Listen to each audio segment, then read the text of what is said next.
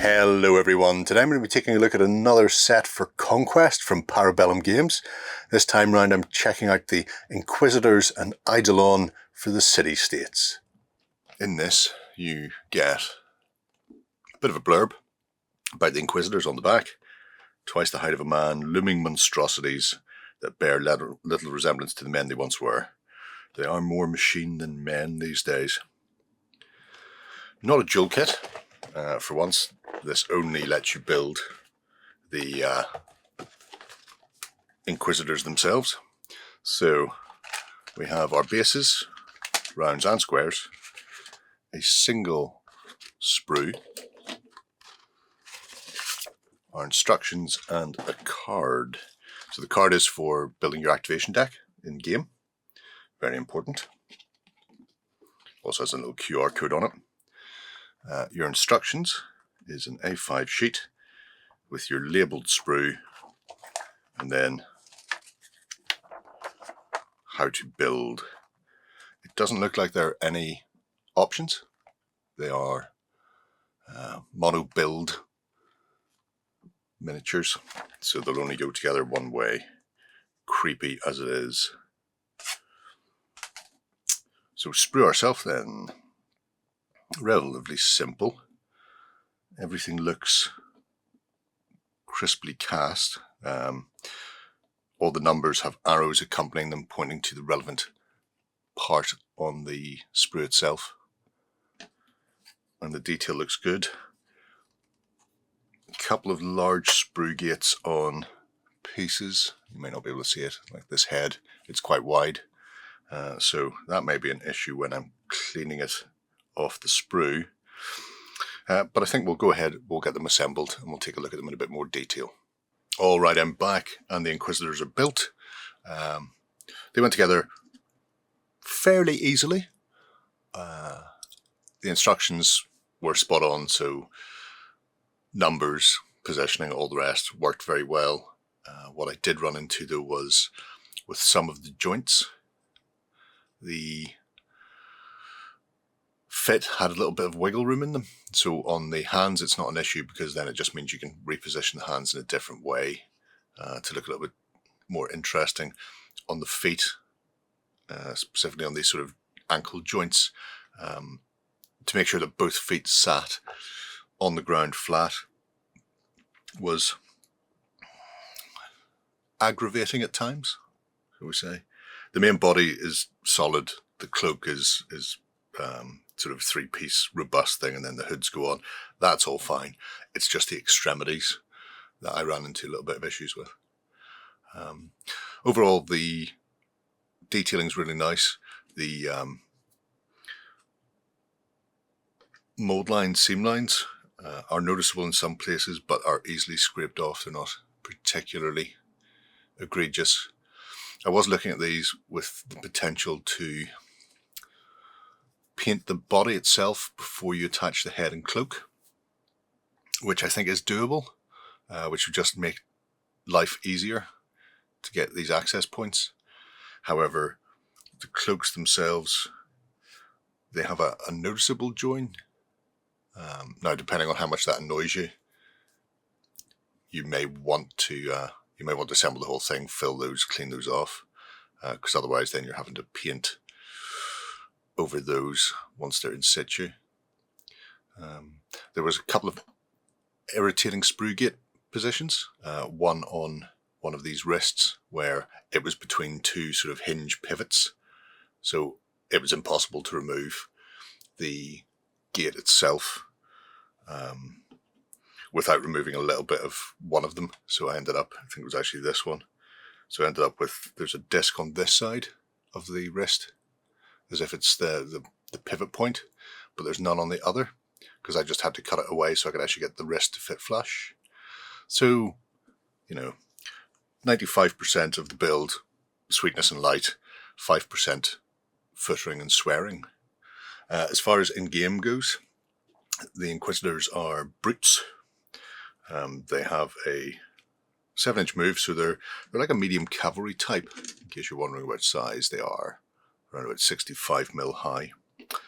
But yeah, they have a couple of interesting abilities. The most important for me is the fact that they have Impact 3 and Flurry. So when they get in, they're going to potentially cause a boatload of attacks because they're sitting with 6 attacks each as standard.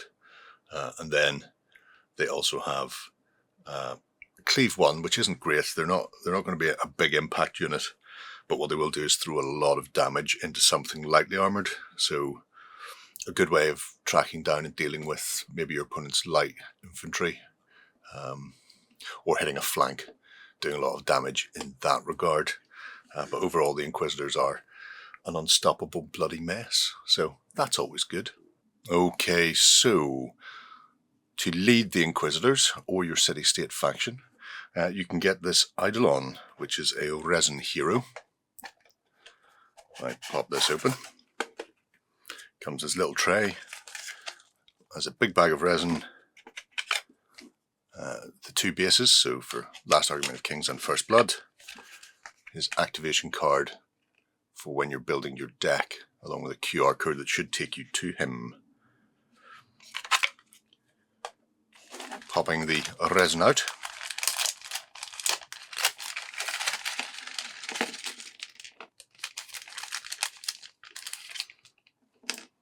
That's everything. There is always a lot of very thin, flaky resin whenever I open any of these, but they're always really easy to clean off. So what are we looking at? Single build body and head, or single piece body and head, upper torso and shoulders for their multiple arms. No build instructions in the box. I'll check that QR code. I don't believe there are build instructions online either. They generally work on the principle that you'll figure it out. And I've not come across one yet that is difficult. So 1 full leg, 1 calf and foot, 1, 2, 3 arms, 4 arms, a croissant or potentially pipe, and then the cloak itself. If I get a little brush, you're a little brush. There is, like I say, a lot of flashing, but it's paper thin, so that's not going to be an issue when it comes to clean up, because this will go into some soapy water right now with a toothbrush to clean off any mold release, which will remove, I'm going to say, probably about 99% of any of the actual flashing on there. Flashing aside, all of the pieces look crisp.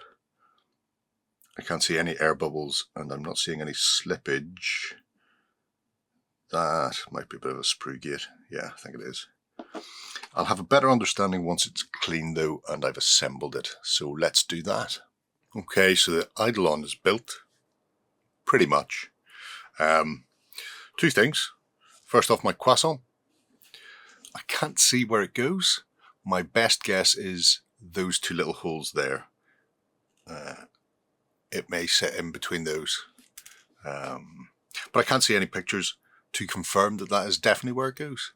However, it is my best guess, because it definitely doesn't go around the mask.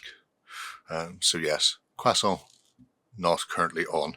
Neither is his cloak, but that's because I wanted to talk about, let me see, cloak goes up there.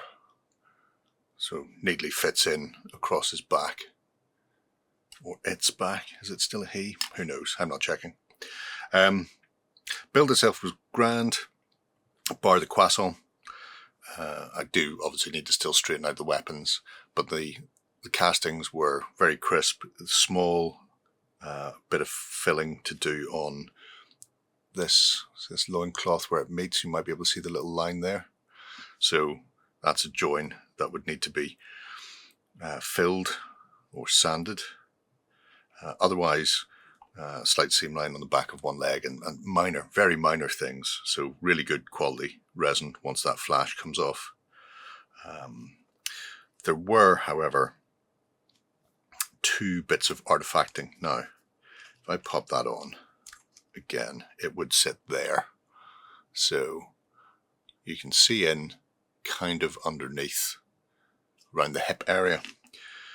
The sprue gates, there was one attached here, which you may be able to still see the remnants of it there, and it was almost like a solid cylinder, because obviously these are, I think, CAD designed, so they sort of plug the sprue gates in, and there was another one on the other side.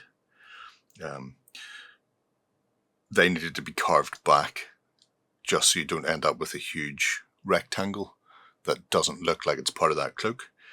So those two sprue gates on the ass end here were noticeable but cleanable, and they'd mostly be hidden by that cloak when it's on, but I thought I'd leave it off to show you. But yeah, nice looking bit of kit, really sweet casting on it, and absolutely brutal in game as well. So it's a character model, only has 4 attacks but 7 for move, means he can get up the field quite quickly. He can be attached to regular stands as well as other brute stands, so he can lead the Inquisitors, but he could also lead any unit you fancy, which is handy because he has a set of combat directives that you can throw in. So at the start of every turn, you pick from a combat directive, which could be bonus attacks for him, so increasing his attacks from 4 to 9 for a turn, or giving the unit he's leading parry, or giving himself increased cleave for a turn, so less attacks but better chance of getting through armor, which is all good. He also has the Carrier of the Godflesh as a supremacy ability, so while he's on the table, any friendly regiment that activates from a command card in your stack gets hardened. So that's a -1 of your opponent's cleave, essentially. However, it does slow your units down. They lose 1 movement. However, I think losing 1 movement for the gaining of hardened is well worth it. You're going to take longer getting up the battlefield, about 65 mil to head. Take longer getting up the battlefield, but be more survivable in doing so. So if your opponent's very infantry based and slow as well, it's not a major issue. If they've got a lot of shooting and are going to be doing a lot of chipping damage as you get up there, depending on what they're firing. Crossbows, yes, hardened is great. If they're not using a lot of sort of pierce or cleave to get through to you, then it's not as applicable. However, he also makes clockwork hoplites medium, which is good for objective securing. And that's not even if he's on the battlefield, it's just by including him in there. But he's a fascinating character and somebody who's going to be very interesting when he's leading a bunch of Inquisitors around the tabletop. So there we go. So there we have it, a fantastic character and a brutal set of brutes, in actual fact, for the City States. I really like just the quirkiness of them. This man husk that has been turned into a living combat monster, a metal base to be thrown against the enemies of the City States. It's really distinctly unique, creepy, and also filth in game terms. The fact that you can choose command directives for the Eidolon, which makes the unit he's attached to better at parrying or makes him better at fighting. The fact that Clockwork Hoplites get an upgrade just by the fact he's in your list as a warlord. Bam! Great. They all become medium, which is really handy for securing objectives. And then the hardened abilities on both of them, just reducing your opponent's cleave. They're a devastating impact troop that's going to take a while for people to carve through and remove simply because that hardened. So let me know what you think below, whether they're dropped into your City States force or not. I'm going to move on and we'll be back soon. Bye-bye.